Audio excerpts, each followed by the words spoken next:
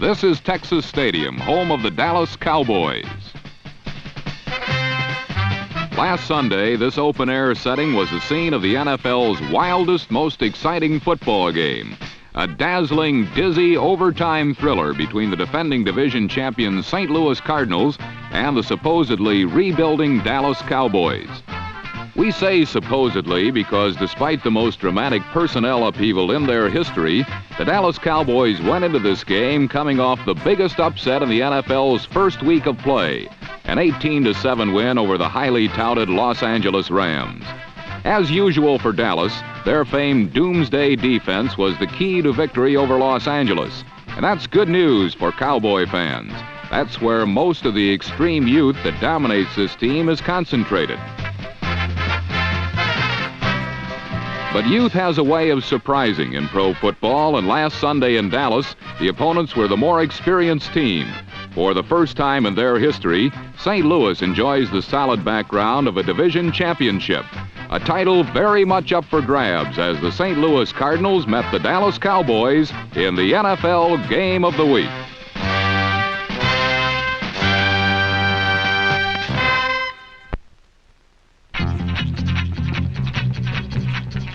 The entire first quarter of the game can be summed up in a single word: defense.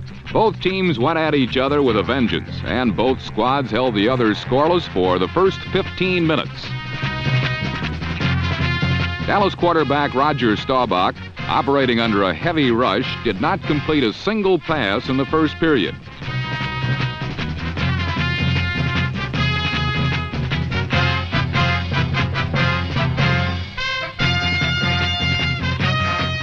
But Doomsday was no less impressive, particularly in shutting off Terry Metcalf. Watch as a key man in the Cowboys' young defense, number 72, Ed Too Tall Jones, sheds his blocker to stop Metcalf in his tracks. The new Doomsday defense will succeed or fail on the play of youngsters like Jones, Harvey Martin, and rookies Tom Henderson, Bob Brunig, and Randy White. But there still remains remnants of past glory, like number 55, Leroy Jordan, who in his 13th year still has the speed and quickness to hold down the vital middle linebacker position. Then, too, in the secondary is familiar Mel Renfro, number 20, determined to make his 12th season his finest. However, on the first series of the second quarter, behind strong blocking from number 72 All-Pro Dan Deerdorf, the Cardinal infantry, led by number 35 Jim Otis, marched deep into Dallas territory. Here from the Cowboy 11, Jim Hart would attempt to pass to his game breaker Mel Gray, number 85, for a try for the game's first touchdown.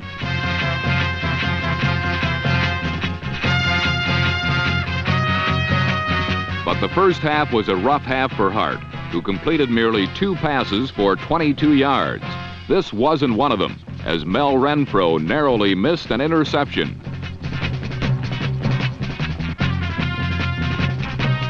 The Big Reds settled for a 28-yard field goal from reliable Jim Bakken, the hero of their opening day victory over stubborn Atlanta, and the Cardinals broke the ice 3-0.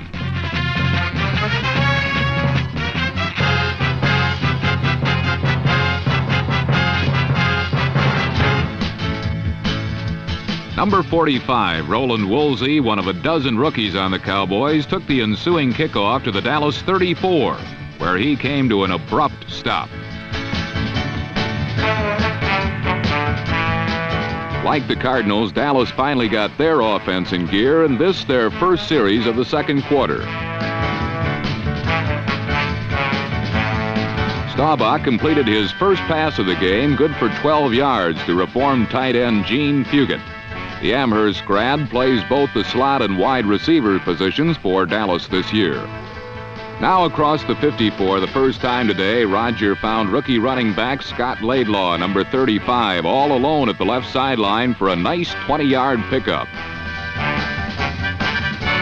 But just when things looked brightest for the Cowboys, disaster struck.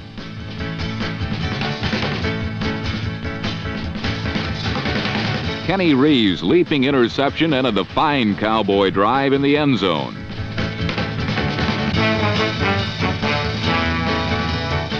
Another look at the play shows Staubach made a big pump fake right, then simply overthrew Billy Joe Dupree, who had position on Reeves in the end zone.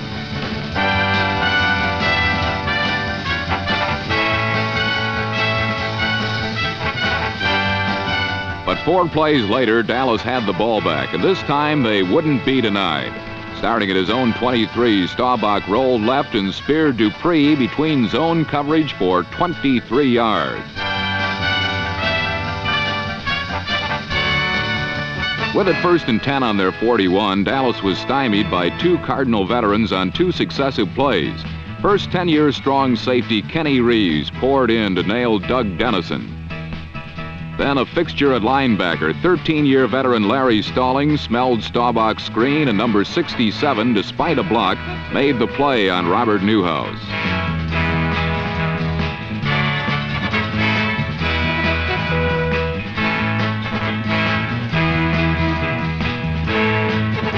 Now faced with 3rd and 16, Staubach employed Tom Landry's shotgun formation and again fired to Dupree, alone in the seam of the zone. The long pass was successful for 28 yards to the Cardinal 37. Here for the first time today, Staubach went for his ace receiver, Drew Pearson, but came up empty. An isolation replay shows why. St. Louis All-Pro cornerback Roger Worley, number 22, played Pearson perfectly and deflected the pass. But several plays later, Dallas was at the 1, and Staubach, pressured by Stallings, hit a lonely Gene Fugit in the corner of the end zone for the first touchdown of the day.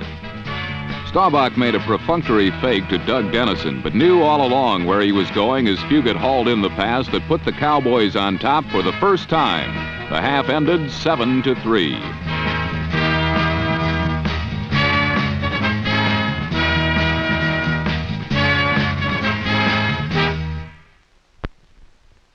Where the first half belonged to the defense, the second very definitely was the property of the offense. Dallas had first possession, and Staubach came out throwing. His target again was Big Gene Fugit, who put the ball near midfield. On the next play, Staubach took a deep drop and threw long to Golden Richards.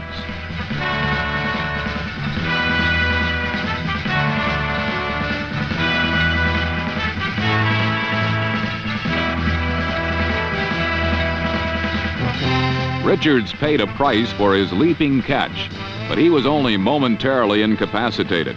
The 41-yard bomb had brought his team to the Cards' 14. Up to now, the Cowboys' other wide receiver, Drew Pearson, had gained satisfaction from blocking only. He had yet to catch a pass. But now, after the bomb to Richards, Staubach led him perfectly in the end zone for the touchdown that increased the Cowboys' lead to 14-3.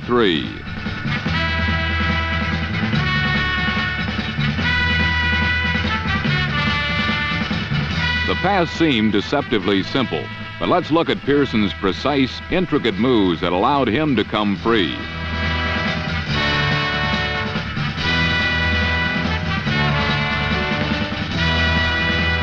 Such is the life of a pro wide receiver.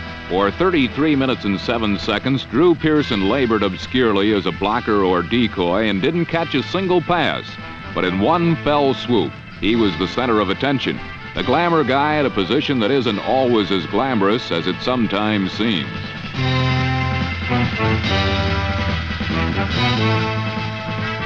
Dallas was up by 11 points now, but for the first time today, Jim Hart found the range with a 23-yard pass to number 84, rookie Ike Harris.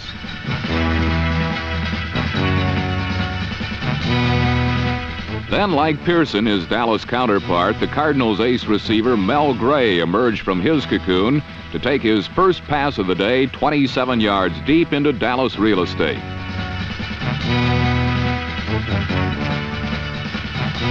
From the 23, Gray got way behind cornerback Mark Washington to take Hart's pass for St. Louis' first touchdown of the day.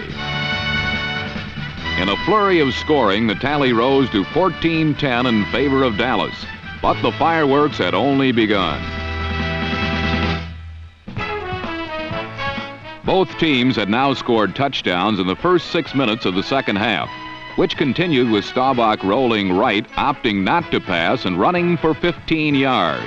Quarterback Staubach had tried his hand at running, so he then gave receiver Drew Pearson a shot at throwing. Pearson proved adroit at avoiding what was actually a pass rusher and went for Golden Richards, who made an incredible catch out-battling Roger Worley. Golden's glowing grab was nullified by a penalty, but an isolated look at Pearson recounts a great play by both Dallas wide receivers. Pearson went in motion left, and when Staubach lateraled to him, it looked like your everyday flanker screen. Pearson made one tackler miss, but Cardinal corner Roger Worley was not fooled, and it took a fantastic catch by Richards to finish off the exciting play. All for naught. Staubach threw the next pass, hitting tight end Billy Joe Dupree. Staubach finished the drive on the ground, first getting a good effort from Robert Newhouse that carried to the 1.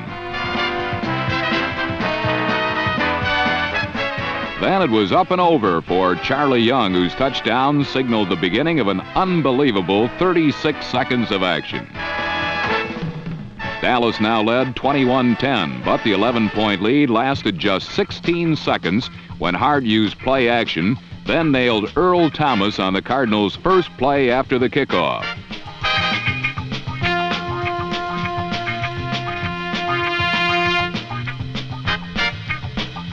Looking at the play from ground level, we can see that Hart sidearmed the pass under number 79, Harvey Martin. And thanks to the good play action fake, Thomas found no one between himself and 6 points.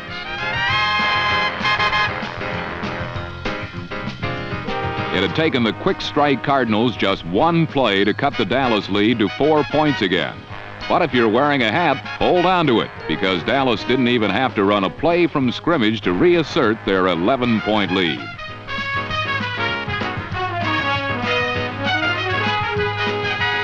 Rookie Roland Woolsey from Boise State bobbled the kickoff, then handed off on a planned reverse to Thomas Henderson, a rookie linebacker from Langston. Henderson chugged around the corner and then was off on a 97-yard return.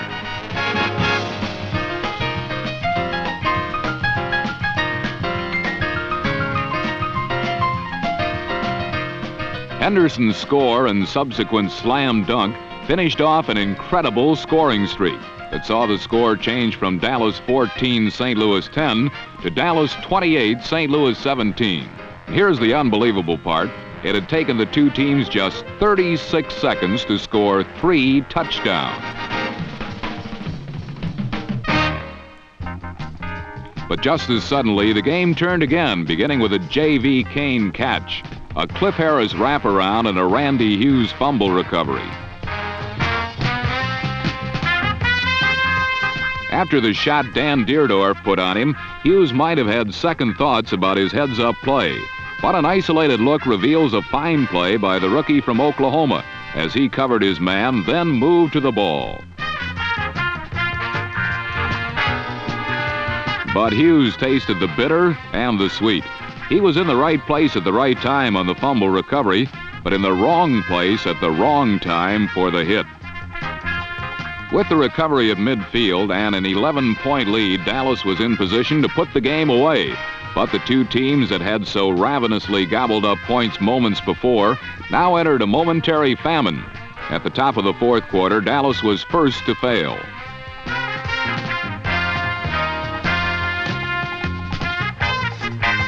First, the Cardinals corralled the Cowboy running attack, and thanks to a fine play by number 43, Cliff Harris, Dallas did the same to the St. Louis ground game.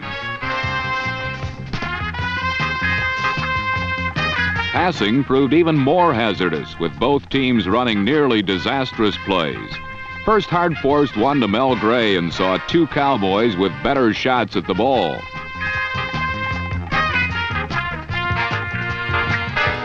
Looking at the play from another angle, we can see that both Mark Washington and Charlie Waters, both Cowboys, had a better chance for the ball than Gray ever had.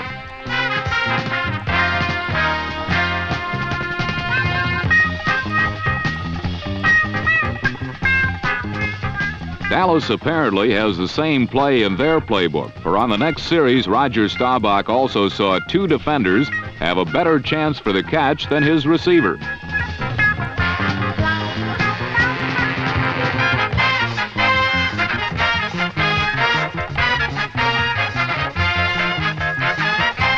The Cowboys run the play a little differently, however. Instead of two defensive backs versus one wide receiver, their plan sets one running back against two linebackers, in this case number 57 Mark Arneson and Pete Barnes, number 59. With such hijinks going on, it was not surprising that the big play aspect of the game had been lost, and a field goal by Tony Frisch was the only score for a while, putting Dallas ahead 31-17 with 10 minutes to play.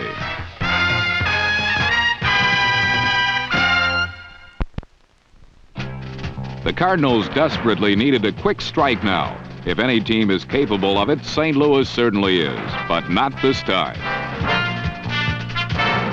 And so, with less than 9 minutes left, they were forced to punt, but got a tremendous break.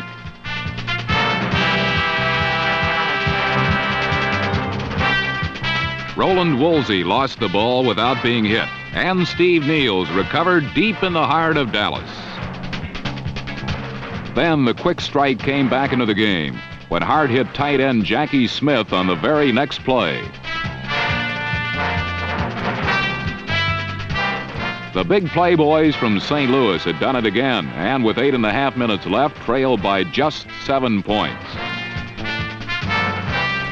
Last season, when the Cardinals won the NFC East Division title, they had done it by making the big play time after time, both offensively and defensively. And in 1975, it seems they still have that ability. The Big Red defense rose to the occasion, and Hart immediately went for speedster Mel Gray. But this time, Mark Washington's deflection interception stopped the Cardinals, and Tony Frisch had a chance to bulge the lead to 10 points with less than 2 minutes to go. Time for another big play. Bob Rowe blocked the clincher, and Hart moved the Cardinals to the Dallas 37, then went for it all.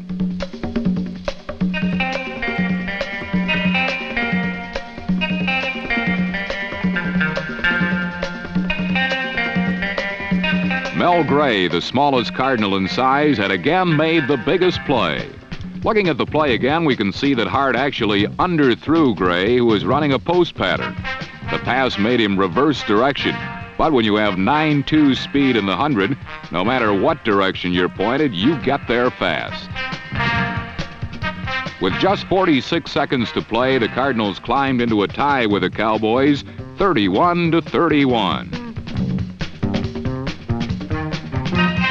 Working from the spread, Staubach attempted to move the Cowboys to a winning field goal, but his perfect pass to Dupree was knocked away thanks to Worley's perfect timing. The force of the collision was such that both Dupree, number 89, and Worley needed attention. Unfortunately for St. Louis, All-Pro Roger Worley was unable to continue, and he would be missed. 2 passes later, Staubach spotted Pearson running free, and Dallas was 30 yards closer. With 7 seconds left, Tom Landry had Frisch try a 39-yard field goal to prevent a sudden death nail-biter in a game Dallas seemingly had locked up earlier. But it was no good. Sudden death had arrived. The Cardinals came up with yet another big play when they won the coin toss. Landry and Staubach plotted strategy for when Dallas got the ball, if they got the ball. For Hart had moved the Cardinals to the Dallas 26, but then took one chance too many.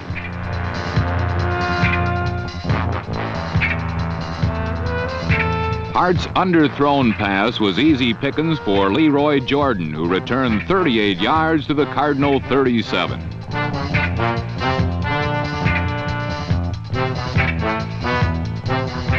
The Cowboys were formerly stocked with old pros like Jordan, but have recently been going with youth.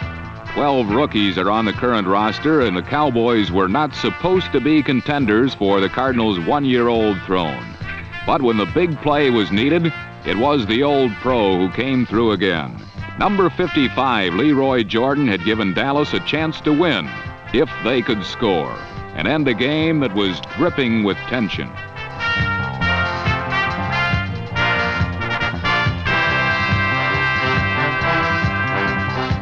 Now it was the Cardinals bench that could only watch as Staubach moved Dallas with crisp passes, taking 10-yard bites out of the Cardinals secondary.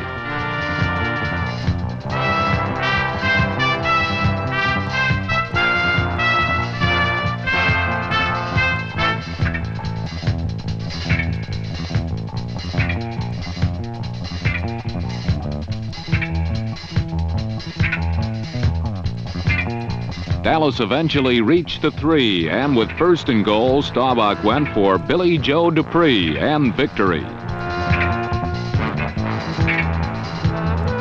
Dallas had a 37-31 victory after almost 8 minutes of overtime, ending one of the most exciting games ever played in Texas, or anywhere for that matter.